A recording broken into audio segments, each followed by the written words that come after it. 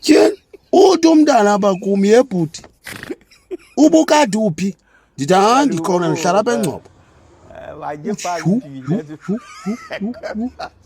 Uyayazi uba abanye bayayigqitha ilapha emnyango.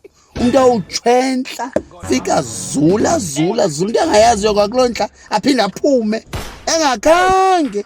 Ndithi hayi mani ingathi andikuva kakuhle, uthetha ngantoni kanye. Uyakwazi uyenza into yakho. Ndithi uthi hayi wena ndikubukela uba awungeni ngaphakathi. Hayi ulapha emnyango. Ndithi uthi hayi mntakwethu. Hayi bayazibuza uba yintoni endiyithandayo apha kuwe kodwa kuthiwa ungumankazaneni wendoda.